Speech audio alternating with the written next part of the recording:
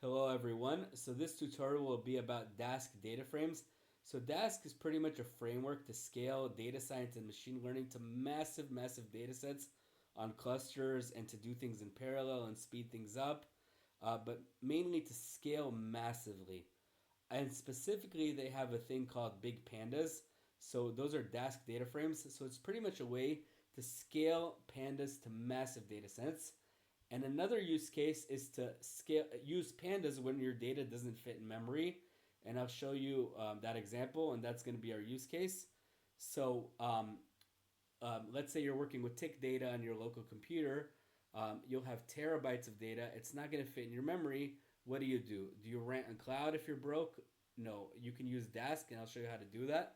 So I want to show you that you can pretty much do anything in Pandas, also in Dask. And I'll admit, the first time I used Dask, I hated it because I couldn't just write my Pandas code as Dask code. But now that I kind of know what's going on under the hood, I know that with the help of two extra functions, map partitions and map overlap, I can literally do everything I do in Pandas also in Dask. Even though a lot of things do come out the box and you can do it the exact same way as Pandas, for the things that don't, these two functions will get you to make them work. Okay, so enough rambling and let's get started. So let's say I have this set of 5 CSV files. Um, you can think of having 1,000 CSV files, zip files.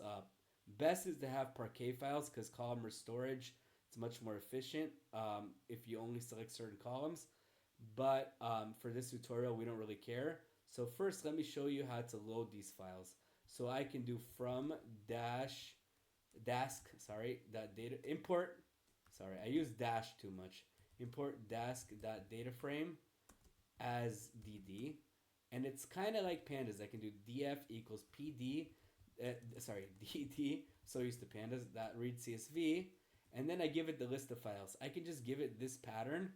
So you know what? Let me actually give it this pattern to show you guys, or I can just put the file list. But like I put it here. Let's say. Okay, so now I read the data in, and if you look at it, I do df. It doesn't print the data frame. That's because Dask is lazy. It actually didn't load the data frame. It didn't load the all the files. Um, but you see, it has like the structure, number of partitions. It kind of uses the first few rows of each thing to guess the data types. But you can be much more explicit, and you should be for your application. But that's out of the scope. So look at the number of partitions. You do n partitions, and notice it's going to be 5, which is the same number of files we inserted. So by default, it keeps a partition per file. But a lot of times you're going to want to repartition. It'll be more efficient. So I can repartition to, let's say, 10 partitions, and I do n partitions just to show you guys, and I get 10. Okay. So like as I said before, Dask is lazy. So like it doesn't compute anything. It just shows you df. But if you do df.compute, it will actually compute it. But like the computation of the data frame itself will turn it into a pandas data frame. So this is a way to get like a pandas data frame. This is literally a pandas data frame. Okay, so I want to say that like out of the box, most operations work as is. So let's say I want to do the maximum price because I have tick data here. So I can do df.price.max, right? But look, it didn't compute anything because Dask is lazy, so I have to do .compute. Filtering also usually works as is, so I can do, let's say, df.exchange equals, let's say, p. Again, it's lazy. You have to do .compute to get the answer. If for people who use Spark, this is you're used to this. So after a while, it works. Group by, it might be a little more expensive because here you might have to shuffle data across partitions. But let's say I do group by exchange, and then I do like, I don't know, just price dot count, for example. Let's see what that gives us. Again, lazy. Note the group by shoved everything to one partition, but now I do dot compute, and I get the group by. Sort values also works, and it also can be expensive. So let's just show you. So let's do say I do df dot sort values timestamp. It does work, but this is an expensive operation. Anyways, it's thinking about the how to create the graph. It doesn't necessarily compute the thing yet. But anyways, eventually it's gonna work. So let's say we want to do row-wise operation. Let's say I want dollar amount, right? I can do df price times df size, and this should work. Not all row-wise operations work. Once you get a little bit more complicated, it won't work, but you'll see this specific one does work. Cumulative sum also works. So if I do, let's say price dot cum sum, it'll also work. I just have to do dot compute.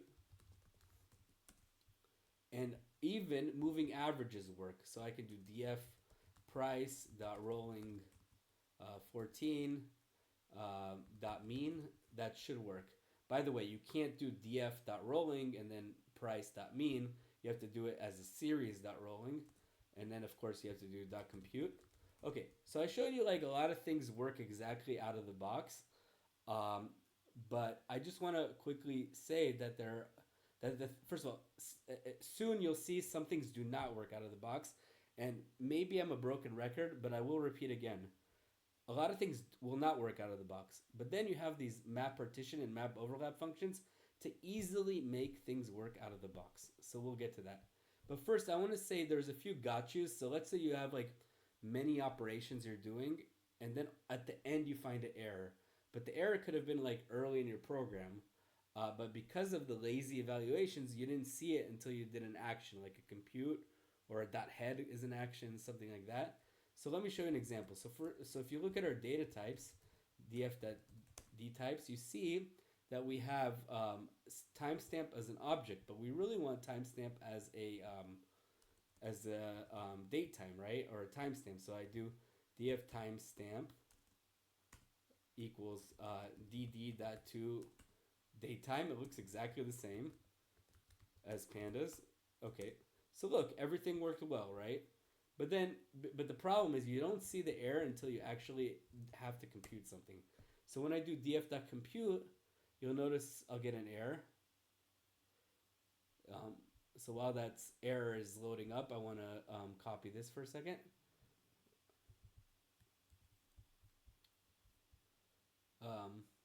Wouldn't it be funny if it doesn't give me an error the one time I present?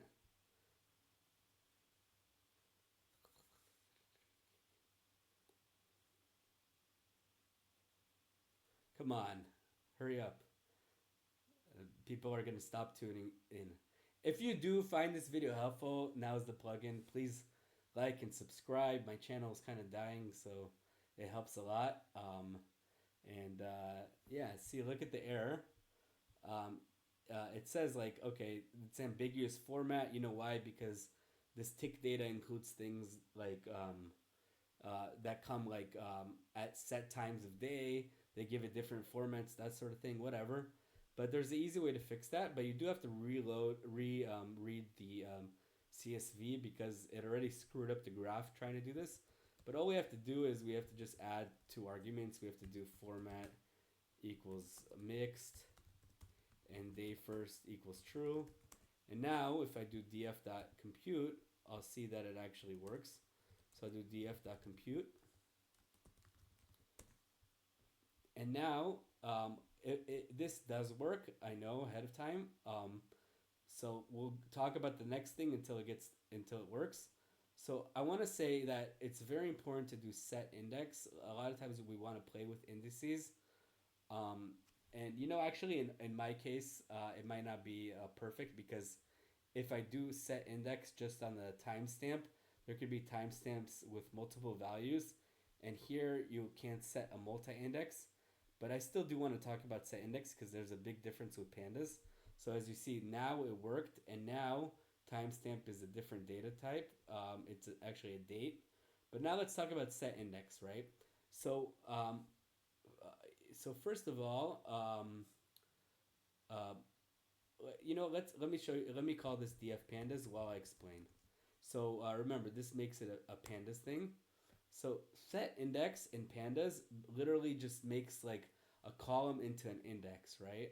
One of the columns into an index. doesn't worry about sorting things, order, that sort of thing. So dot set index with pandas does that, and you can set index in place. And I'll show you in a second. But for Dask, there are two different arguments that are very important because later ordering and shuffling data is very important.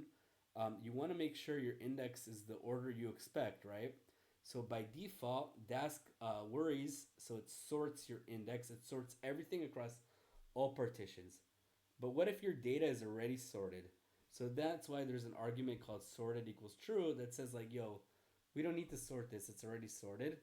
Um, and if you do sort equals false, it doesn't sort anything. So those can save you a lot of time, but by default, it does sort things and it has sorted equals false because it doesn't. It says, what if I didn't have it sorted? Let's be careful. So in pandas, it's easy. You can do df.pandas, look at our data frame. I can do dot set index. Unfortunately, with Dask, you can't do a multi-index, which is annoying. But I can do set index timestamp. And I can also do in place equals true. In place equals true does not really work with parallel programming, so don't even try. So Dask, if you do set index, note here, I don't have any sort or sorted because you don't. There's no sort or sorted with pandas, and it's not even that important. You just sort index later is another command. But here, it actually has the sorted thing because it's very important. So so as I said before, but it's worth repeating, sorted means, look, your data is already sorted. Just chill, you don't need to sort. But by default, it's false. We're assuming our data is not sorted. And sort equals true means we want to sort it. If we set it to false, this will run instantly and it won't sort. But we said we'll use the defaults. So I can do df equals this, and this does take a little bit of time because it is sorting by default. Okay, so let's wait for this to run. And while this is running, now I want to show you things that will not work right out of the box. And this is where I'll show you that you don't have to be scared. You don't have to stop using Dask. You just have to basically know how to use map partitions and map overlap. So I guess this takes a little bit of time. But while this is running, exponentially weighted moving average does not really work in Dask.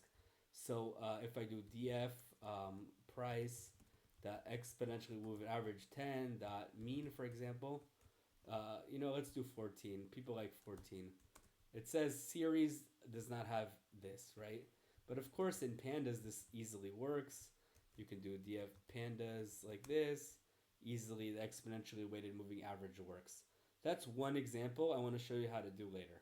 So another thing that doesn't work is there's something called, let's say look at my data frame. I have, let's use the pandas part. So I have a column called conditions, right? And conditions, if I do iloc 0, you'll see it's a string. But I actually really just want this as a list. Like, that's what it was intended to be, right? So there's this thing called asked eval, where I can do import asked, asked dot literal eval. Like this will make it a list, right? So now you would think you can do the pandas apply method to everything. So I can do df conditions equals df conditions dot apply asked dot literal eval, and it would make all those string columns into lists. But I'm gonna get an error. It's not gonna work.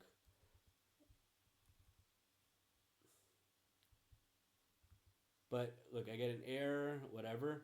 So it doesn't work anyways. But in pandas, of course, it does work. So let me just do it for a few columns. I can do dot head 10, dot conditions, dot apply, asked dot literal eval. Just to show you, look, in pandas, it works like a charm. There are other things that won't work. So you can't do between time. All these nice helper methods. Let's say I want to do Eastern time only. I want to do something like this. And things with time zones and that sort of thing, I'll show you how to you can even do it easier. So between time, I can't do between 9:30 Eastern and 4 p.m. Eastern because It just it doesn't work out of the box. But in Pandas, of course, it works, and I use it every second. I guess in Pandas it doesn't work. I guess in both it doesn't work if you spell it wrong. But between time doesn't work. Doesn't have that. Here between time works like a charm. See, 9:30 it starts. Although our time zone is messed up, so this is wrong anyway. But now let's get to the beef of this. So I rushed on the first part because this is really what I want to focus on. So there are two things: map partitions and map overlap. So first, let me explain. So when you have your data on 5 partitions, under the hood, let's say I have partition 1, partition 2, partition 3, partition 4, partition 5, right?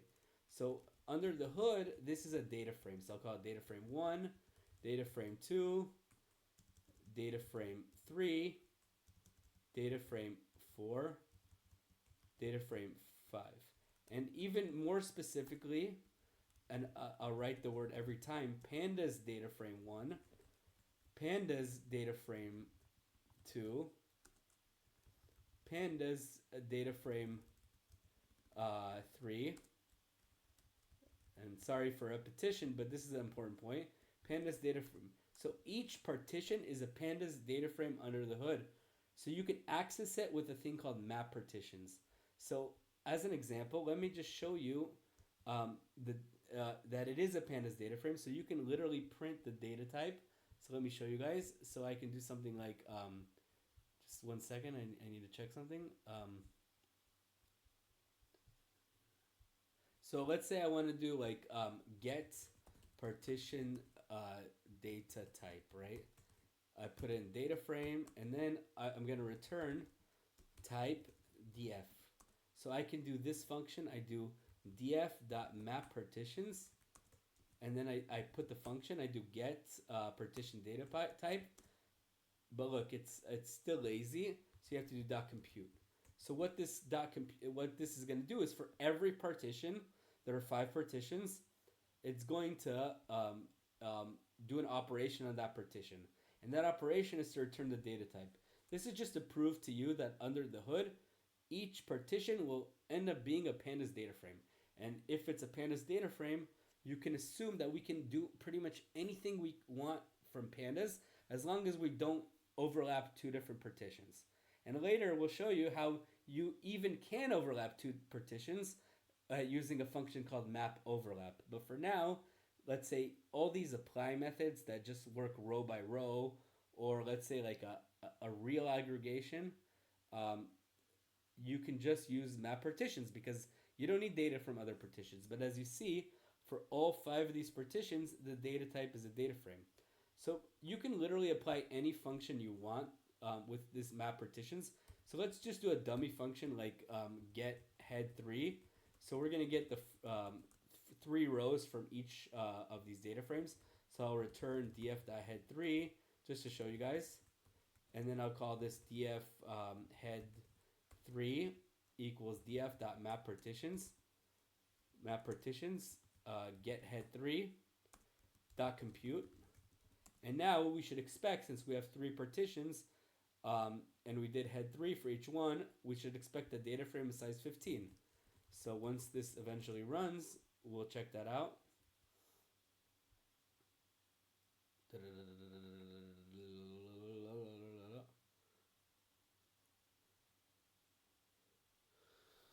Awkward silence when it takes time. Anyways, the next example is I want to show you how to fix the shortcoming where literal eval didn't work. So as you see, look, head 3 worked. I get 15. Just to prove to you guys it's 15, I can do dot shape, and you see it's 15. Okay, so now remember what didn't work. Remember previously we tried this like asked literal eval and it didn't work. So now let me show you how to get that to work. So remember how this didn't work and it complained? So now let me show you how to use the map partitions to get this to work. Okay, so I'll do def, I'll call it as literal eval, df, The thing is when you apply the map partitions, it can change the entire structure of your data. So, like, basically, let's say I set a column to different value, it will change that column forever. So maybe to be safe, it's actually better if we just do it the right way with parallel programming, like in Scala, where you use like immutable types. So I'll just be a little bit more proper. So I'll do df2 equals df dot copy. Okay, and then I guess don't need to copy everything. Whatever, it's okay. It's small enough data where you guys are not going to complain. So I'll first I'll copy everything, and then I'll do df2 conditions equals df dot conditions dot apply ast dot literal eval, because remember this did work in pandas, and then I'll return df2. Okay, so now now let's see how this works. I know ahead of time this is not going to work because Dask is actually not smart enough to know the return type, so you need to provide it with some metadata. But anyways, if I do df.map partitions, and then I do as literal eval, let me just show you. It gives me an error. It says metadata inference failed in ast.literal eval. So we need to give it, I'll do it ast, sorry. We need to give it metadata. So the best way to do this is there's a meta argument. The best way to do this, and I honestly got this idea from ChatGPT, is you provide it like a sample data frame. But the best way to do that is you could do something like meta example equals, you take your data frame, you do head 1, you get head 0, you just get like an empty data frame, and then you do meta example conditions, meta example equals ast.literal eval meta example. And what does that give you? Oh, sorry, ast literal eval.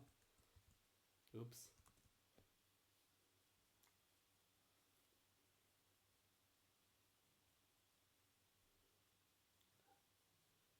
Ast literal eval is not defined. Oh, because I didn't rerun it.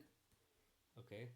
So look what I did again. Sorry guys. I basically took an empty data frame, but I applied this ast literal eval function. So now I have meta example looking like this. It's a blank data frame, but it has d types and whatever. So I guess it works to do. Now I can do meta example, and now this should work. Let me call this df2, and then I'll do df2 dot head 1, and I'll save this as result just to show you guys how this looks. So result is, oh, oops, sorry, I needed to do df2, df2 dot head 1.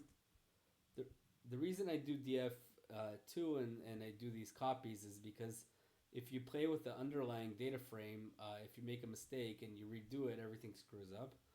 And also in languages like Spark, you can't, like when you're using Scala, you can't even call it the same variable. You have to use a different one. So let's just see.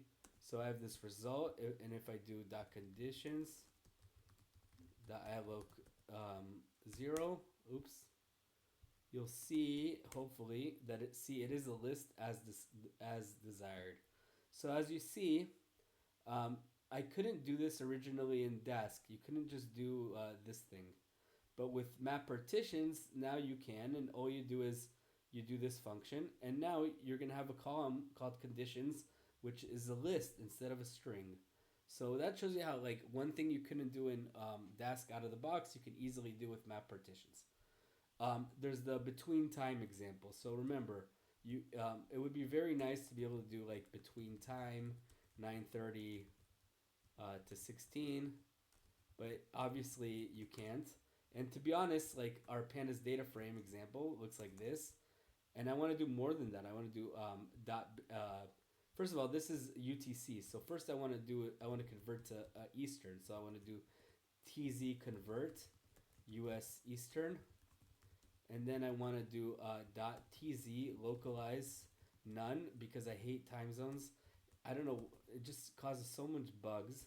And now df pandas would dot sorry, I'll call this df pandas dot index just to show you guys how it looks like. So now the index would be in Eastern time, and then I want to do between time 9:30 to 16. So basically, I want regular trading hours. Oh, because yeah, you can't run this twice. Sorry. So this is what I want. I want to first convert the time zone to Eastern, get rid of the time zone, and then do 9:30 to 16. So if you can't even do the between time without the conversions, of course the conversions are not going to work out of the box. And let me just show you, even though we just showed it. See, it doesn't work. So now let me show you how to do map partitions to get this to work.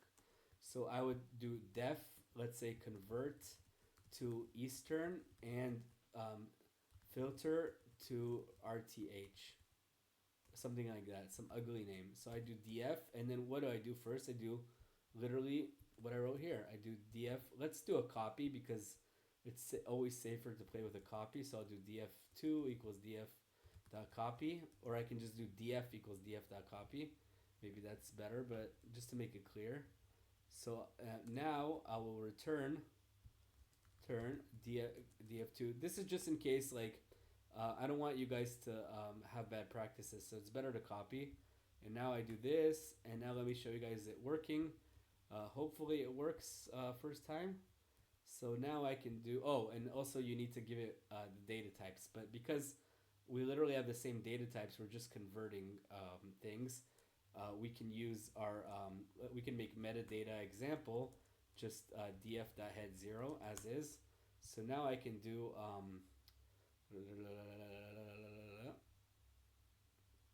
okay, I can do this thing. I can do df.map partitions, and then I can do convert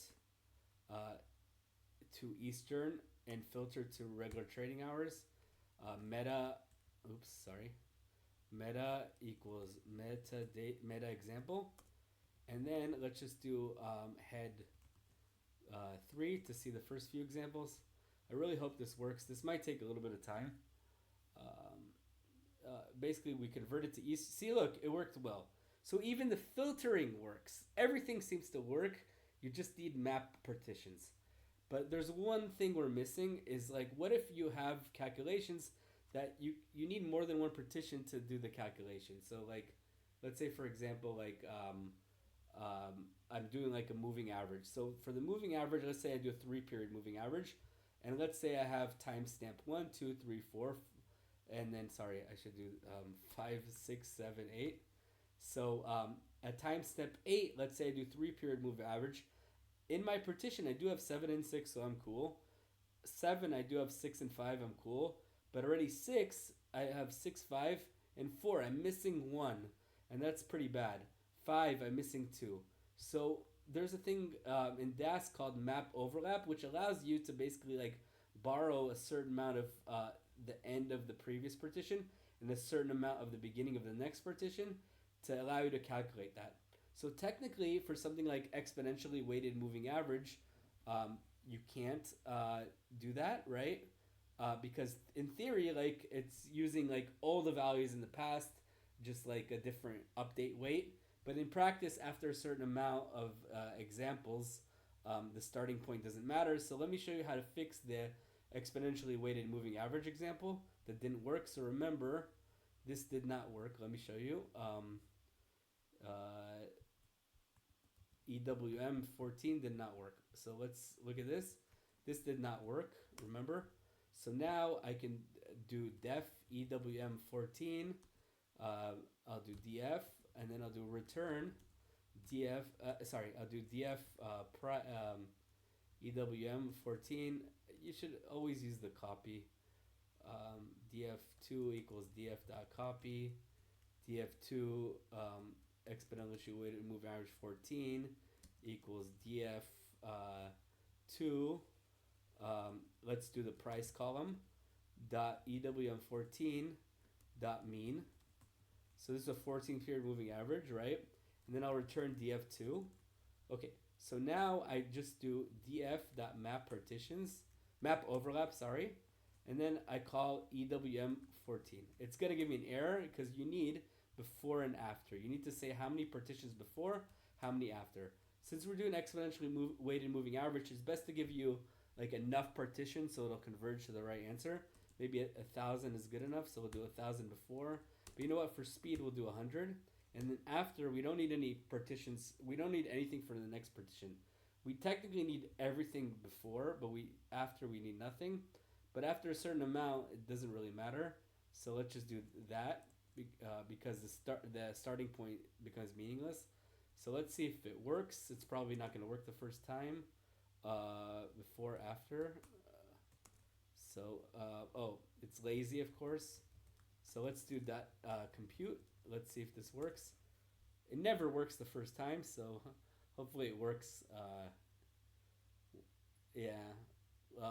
If this helped you guys, please like and subscribe. This is kind of like a trick where now you can literally do everything with tick data and data that doesn't fit on your computer with Dask. Like, because of map and map partitions, you can do everything. And I'm just going to keep rambling until this actually works. Also, like I put the code on Medium. See, look, it worked. Amazing. So if you guys enjoy it, please like and subscribe. Please clap on Medium. Thank you guys so much and have an amazing week.